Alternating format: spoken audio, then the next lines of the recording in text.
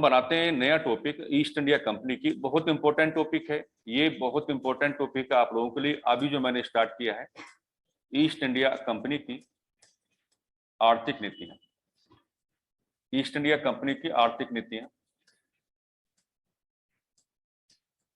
East India company की आर्थिक नीतियां। ठीक है, तो पहले तो आप इसका क्या बनाएंगे, आज सिनॉप्सिस बना लेंगे। सिनॉप्सिस का मतलब ये होता है कि आपको इसमें क्या क्या पढ़ना है। सबसे पहले देखते हैं कि इसका सिनॉप्सिस क्या है हमारे पास, है ना। कंपनी की आर्थिक नीतियों में आपको देखिए क्या क्या पढ़ना होता है, उस पर हम लोग बात कर लेते हैं। सबसे पहले पढ़ेंगे आप भू राजस्व नीतियां, भू राजस्व नीतियां, भू राजस्व नीतियां। जब आपका भू राजस्व नीतियां खत्म हो जाएगा तो फिर एक टॉपिक हम उठाएंगे ब्रिटेन में औद्योगिकरण, ब्रिटेन में औद्योगिकरण, ब्रिटेन में औद्योगिकरण। और इसी का छोटा भाई होगा तथा भारत में,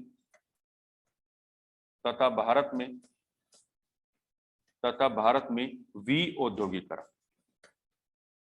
तथा भारत में विऔद्योगिकरण, तथा भारत में विऔद्योगिकरण। इसके बाद हम लोग उठा लेंगे यहां से तीसरा टॉपिक बन जाएगा आपका अच्छा, जिसको हम कह सकते हैं कृषि का, कृषि का व्यवसायीकरण, कृषि का व्यवसायीकरण। और अंत में हम लोग उठा लेंगे धन का, धन का बहिर्गमन, धन का बहिर्गमन। 4 टॉपिक बनते हैं इसमें आपके मुख्य तौर पर। कंपनी की आर्थिक नीतियों का सिनॉप्सिस हमने आपके सामने बनाया है और इसमें भू राजस्व नीतियां आपको पढ़नी है, और ब्रिटेन में जो आपका औद्योगिकरण है तथा भारत में विऔद्योगिकरण है, इसके बारे में हम लोग डिस्कस करने वाले हैं। कृषि का व्यवसायीकरण क्या है, इसके बारे में हम लोग पढ़ेंगे। और धन का बहिर्गमन का सिद्धांत क्या है, इसके बारे में हम लोग क्या अपनी बातें करेंगे, है ना। सबसे पहले हेडिंग बनाएंगे इसमें आप अलग से ईस्ट इंडिया कंपनी की भू राजस्व नीतियां बनाइए। ईस्ट इंडिया कंपनी की भू राजस्व नीतियां, ईस्ट इंडिया कंपनी की भू राजस्व नीतियां, ईस्ट इंडिया कंपनी की भू राजस्व नीतियां।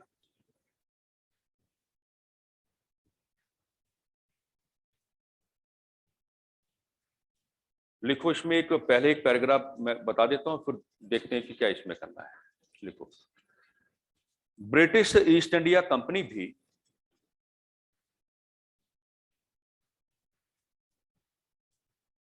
एक व्यापारिक कंपनी के रूप में भारत आई। ब्रिटिश ईस्ट इंडिया कंपनी भी एक व्यापारिक कंपनी के रूप में भारत आई।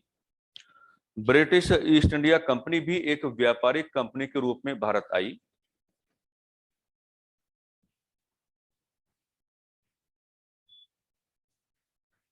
लेकिन समय एवं परिस्थितियों के अनुसार व्यवहार करते हुए, लेकिन समय एवं परिस्थितियों के अनुसार व्यवहार करते हुए, लेकिन समय एवं परिस्थितियों के अनुसार व्यवहार करते हुए, लेकिन समय एवं परिस्थितियों के अनुसार व्यवहार करते हुए उसने भारतीय राज्यों के, उसने भारतीय राज्यों के, उसने भारतीय राज्यों के राजनीतिक मामलों में हस्तक्षेप किया। उसने भारतीय राज्यों के राजनीतिक मामलों में हस्तक्षेप किया। उसने भारतीय राज्यों के राजनीतिक मामलों में हस्तक्षेप किया। उसने भारतीय राज्यों के राजनीतिक मामलों में हस्तक्षेप किया। पेन चेंज करके लिखो। दो प्रकार के पेन रखा करो, एक रेड पेन होना चाहिए। इस क्रम में 1765 में, मैंने पढ़ा दिया आपको ये, इस क्रम में 1765 में इलाहाबाद की पहली संधि के अंतर्गत, इस क्रम में 1765 में इलाहाबाद की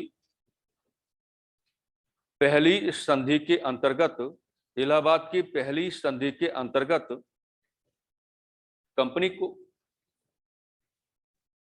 बंगाल, बिहार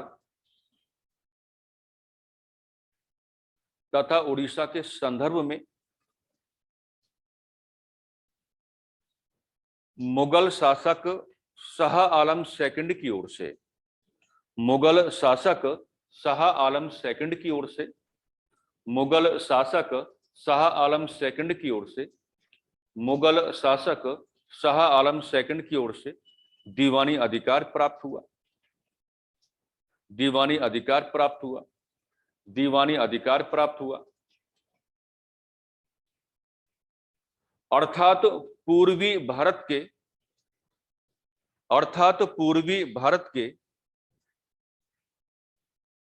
एक विशाल भौगोलिक क्षेत्र के संदर्भ में, अर्थात पूर्वी भारत के एक विशाल भौगोलिक क्षेत्र के संदर्भ में, अर्थात पूर्वी भारत के एक विशाल भौगोलिक क्षेत्र के संदर्भ में, एक विशाल भौगोलिक क्षेत्र के संदर्भ में कंपनी को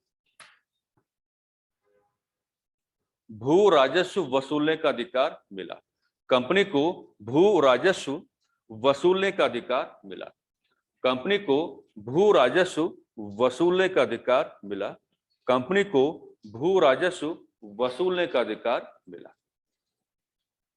कोई कंफ्यूजन नहीं है, हम पहले पढ़ चुके हैं, है ना। अगला बिंदु बना के लिखो,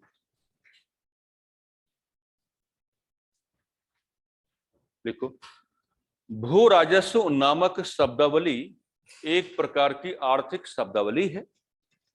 भू राजस्व नामक शब्दावली एक प्रकार की आर्थिक शब्दावली है। भू राजस्व नामक शब्दावली एक प्रकार की आर्थिक शब्दावली है। भू राजस्व नामक शब्दावली एक प्रकार की आर्थिक शब्दावली है, एक प्रकार की आर्थिक शब्दावली है, जिसका मतलब होता है कि, जिसका मतलब होता है कि, जिसका मतलब होता है कि जमीन पर होने वाले कृषि उत्पादन में, जमीन पर होने वाले कृषि उत्पादन में, जमीन पर होने वाले कृषि उत्पादन में राज्य अथवा सरकार का हिस्सा, जिसका मतलब होता है कि जमीन पर होने वाले कृषि उत्पादन में राज्य अथवा सरकार का हिस्सा, राज्य अथवा सरकार का हिस्सा। जैसे ही 1765 में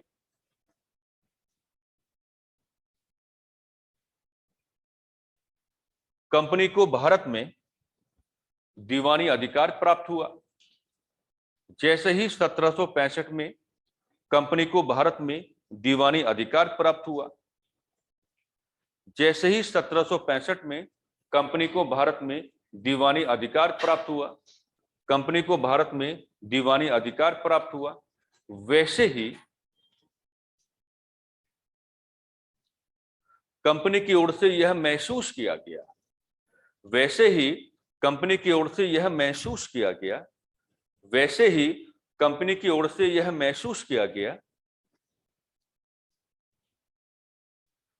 कि अब हमें कुछ नीतियां लानी होंगी, कि अब हमें कुछ नीतियां लानी होंगी, कि अब हमें कुछ नीतियां लानी होंगी, कि अब हमें कुछ नीतियां लानी होंगी, जिनका प्रयोग करते हुए, जिनका प्रयोग करते हुए हम भारतीय क्षेत्रों से, जिनका प्रयोग करते हुए हम भारतीय क्षेत्रों से, जिनका प्रयोग करते हुए हम भारतीय क्षेत्रों से भू राजस्व वसूलने का कार्य करेंगे, जिनका प्रयोग करते हुए हम भारतीय क्षेत्रों से भू राजस्व वसूलने का कार्य करेंगे, भू राजस्व वसूलने का कार्य करेंगे। इस क्रम में फार्मिंग सिस्टम,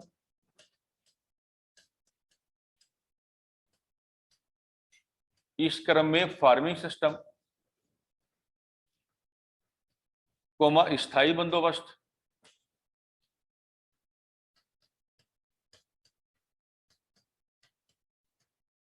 कोमा रैयतवाड़ी व्यवस्था, रैयतवाड़ी व्यवस्था तथा महालवाड़ी व्यवस्था को अपनाया गया, तथा महालवाड़ी व्यवस्था को अपनाया गया, तथा महालवाड़ी व्यवस्था को अपनाया गया, तथा महालवाड़ी व्यवस्था को अपनाया गया, तथा महालवाड़ी व्यवस्था को अपनाया गया, तथा महालवाड़ी व्यवस्था को अपनाया गया, है ना।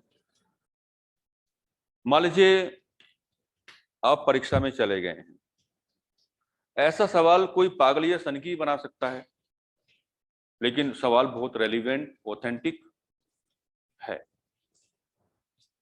आप एक काम करना, इन सबको यूट्यूब पे पढ़ना, जो किताबें आपके पास है उनको पढ़ना, है ना। मैं 2 सवाल आपके सामने रखता हूं। मामला 4 चीजें हैं ना, 4 चीजें, फार्मिंग सिस्टम है, स्थायी बंदोबस्त है, और रैयतवाड़ी है, महलवाड़ी है। मैं सवाल बनाता हूं, और ये सवाल आज तक कहीं पूछा नहीं गया है, पहले ही बोलता हूं। जैसे मैंने पॉलिटी में आपको बताया था कि मौलिक अधिकारों की आत्मा है ना, आर्टिकल 32 पे मैंने बात की होगी। तो मान लीजिए सवाल बनता है कि ये 4 प्रकार की भू राजस्व व्यवस्थाएं आपके पास हैं, इन चारों भू राजस्व व्यवस्थाओं में सर्वाधिक लोकतांत्रिक भू राजस्व व्यवस्था कौन सी थी, है ना। अब बच्चा क्या करेगा, बड़ा पता नहीं क्या क्या सोचेगा कि यार पता नहीं कहां से सवाल दे दिया। अच्छा, आधे तो केस करने की कोशिश करेंगे कि सवाल की भाषा में गलती है, आपको ऐसा सवाल नहीं देना चाहिए। पहला सवाल ढूंढना है। दूसरा सवाल यह है कि इन चारों ही भू राजस्व व्यवस्थाओं में ऐसी कौन सी भू राजस्व व्यवस्था रही है जिसने आधुनिक भारत में पहली बार मुकदमेबाजी को बहुत ज्यादा बढ़ावा दिया, है ना। ये सारी चीजें कैसे निकलती हैं, डिस्कशन से।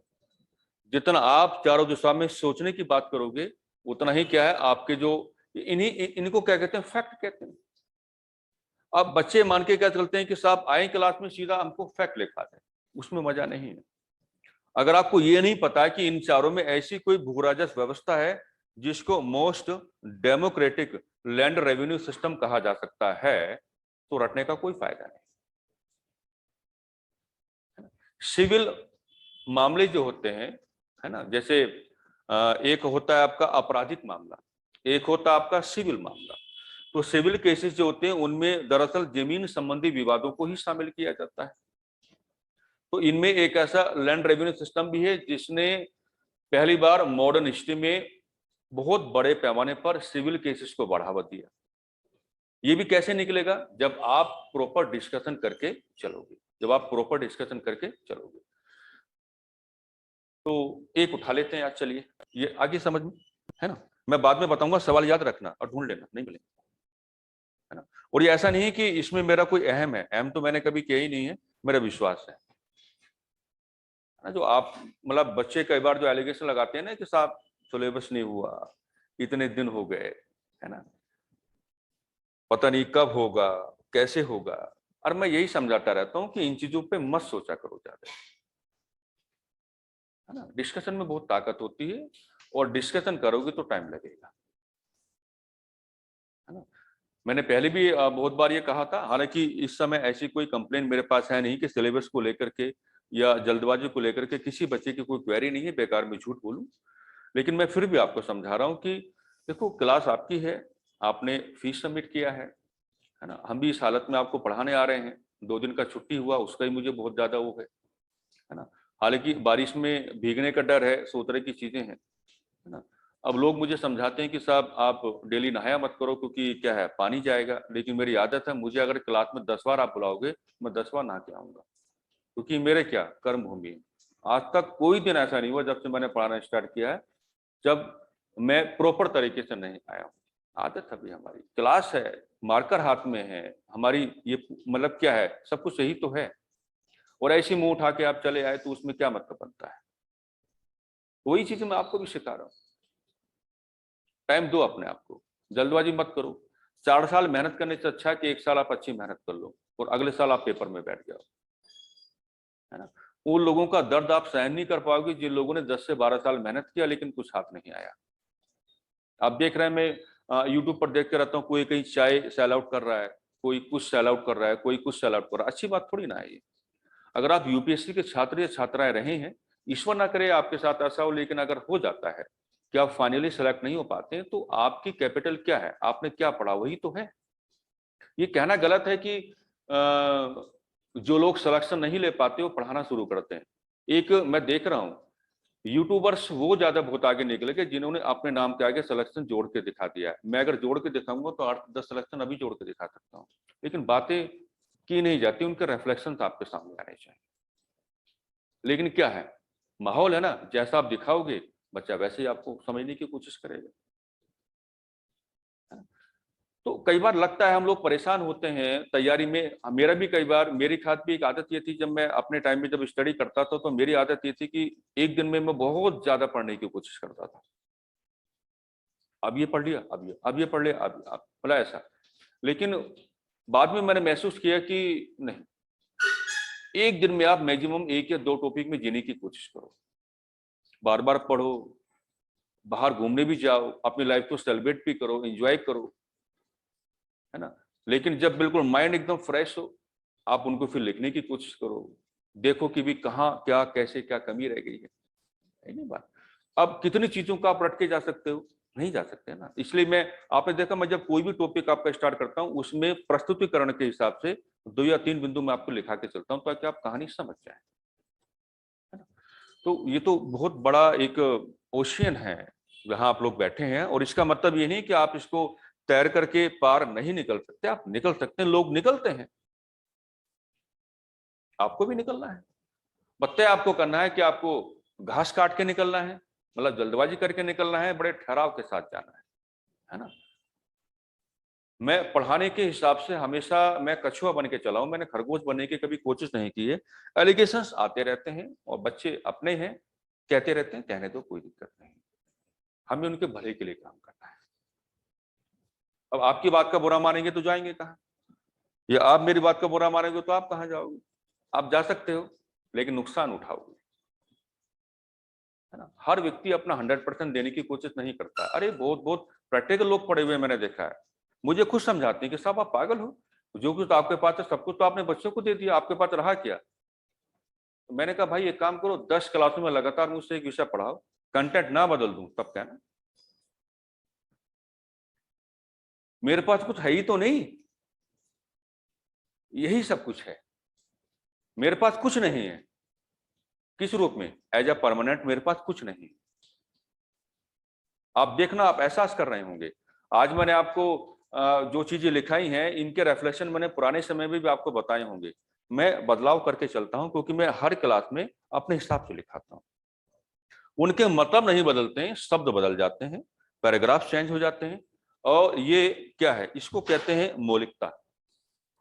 ये मौलिकता आपके पास होनी चाहिए। आप किसी भी व्यवस्था के संदर्भ में सेम कंटेंट पर डिपेंड ना रहें।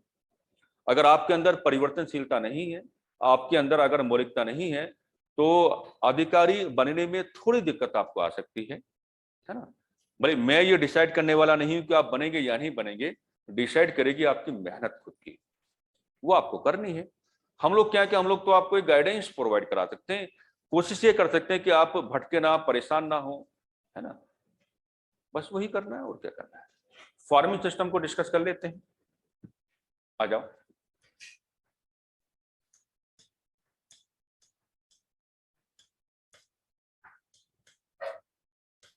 फार्मिंग सिस्टम, 2-3 बातें आपको पता होनी चाहिए, जैसे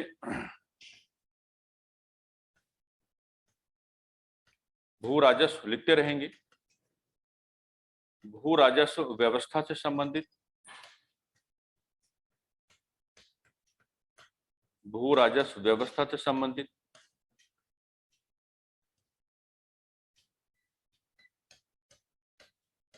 तैयार करने का कार्य, तैयार करने का कार्य, तैयार करने का कार्य, Warren, Warren Hasting, Warren Hastings ने किया। तैयार करने का कार्य वॉरेन हेस्टिंग्स ने किया। तैयार करने का कार्य किसने किया है? वॉरेन हेस्टिंग्स ने किया है ना? हो गया। बहुत आसान है ये, लिखो जरा।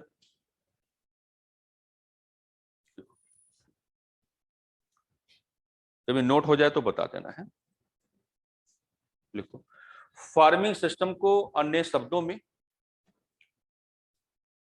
फार्मिंग सिस्टम को अन्य शब्दों में, फार्मिंग सिस्टम को अन्य शब्दों में, फार्मिंग सिस्टम को अन्य शब्दों में ठेका, ठेका पद्धति भी कहा गया।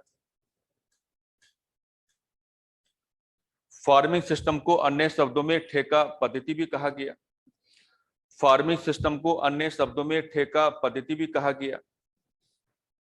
इस व्यवस्था के अंतर्गत, इस व्यवस्था के अंतर्गत, इस व्यवस्था के अंतर्गत भू राजस्व की दर के निर्धारण, इस व्यवस्था के अंतर्गत भू राजस्व की दर के निर्धारण, इस व्यवस्था के अंतर्गत भू राजस्व की दर के निर्धारण तथा भू राजस्व की वसूली के संदर्भ में, तथा भू राजस्व की वसूली के संदर्भ में, तथा भू राजस्व की वसूली के संदर्भ में किसानों के साथ कोई संबंध स्थापित नहीं किए गए। किसानों के साथ कोई संबंध स्थापित नहीं किए गए। किसानों के साथ कोई संबंध स्थापित नहीं किए गए। किसानों के साथ कोई संबंध स्थापित नहीं किए गए, बल्कि अधिक बोली लगाने वाले लोगों को ही, ये इंपॉर्टेंट है इसमें, बल्कि अधिक बोली लगाने वाले लोगों को ही, बल्कि अधिक बोली लगाने वाले लोगों को ही, बल्कि अधिक बोली लगाने वाले लोगों को ही भू राजस्व वसूलने का अधिकार दे दिया जाता था। भू राजस्व वसूलने का अधिकार दे दिया जाता था। भू राजस्व वसूलने का अधिकार दे दिया जाता था।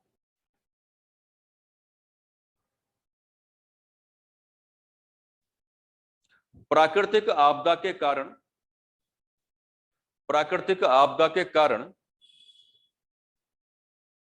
यदि कृषि उत्पादन, प्राकृतिक आपदा के कारण यदि कृषि उत्पादन, प्राकृतिक आपदा के कारण यदि कृषि उत्पादन, प्राकृतिक आपदा के कारण यदि कृषि उत्पादन नकारात्मक रूप से प्रभावित होता था, नकारात्मक रूप से प्रभावित होता था, तब कंपनी पर इसका कोई फर्क नहीं पड़ता था। तब कंपनी पर इसका कोई फर्क नहीं पड़ता था। तब कंपनी पर इसका कोई फर्क नहीं पड़ता था। तब कंपनी का इस पर कोई फर्क नहीं पड़ता था। यह व्यवस्था सफल नहीं, यह व्यवस्था सफल नहीं हो सकी, यह व्यवस्था सफल नहीं हो सकी क्योंकि इस व्यवस्था में जमींदारों को भी नहीं जोड़ा गया था। क्योंकि इस व्यवस्था में जमींदारों को भी नहीं जोड़ा गया था। क्योंकि इस व्यवस्था में जमींदारों को भी नहीं जोड़ा गया था। क्योंकि इस व्यवस्था में जमींदारों को भी नहीं जोड़ा गया था। जबकि जमींदार भारत में एक ऐसा वर्ग था, जबकि जमींदार भारत में एक ऐसा वर्ग था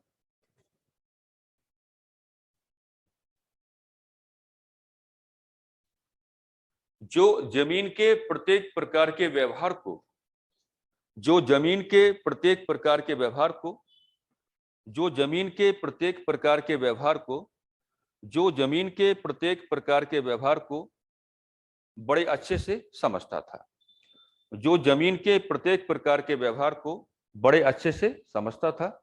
जो जमीन के प्रत्येक प्रकार के व्यवहार को बड़े अच्छे से समझता था। ठीक है, तो इसको पढ़ लेना, है ना। समझाऊंगा मैं कल आपको। और ये जितना भी मैंने बताया कि स्थायी बंदोबस्त, रेतवाड़ी, महलवाड़ी, इनको घर से एक बार पढ़ के आना अच्छे से, है ना। ताकि डिस्कशन में कोई दिक्कत या कोई परेशानी आपको ना हो। यहाँ से किताबें आपको मिली होंगी, कुछ किताबें आपके पास भी होंगी, है ना। समझना इन चीजों को कि ये चीजें क्या हैं, कैसे हैं और कैसे इन्होंने काम किया, तभी पूरी कहानी आपकी बन पाएगी। रोक देना भाई।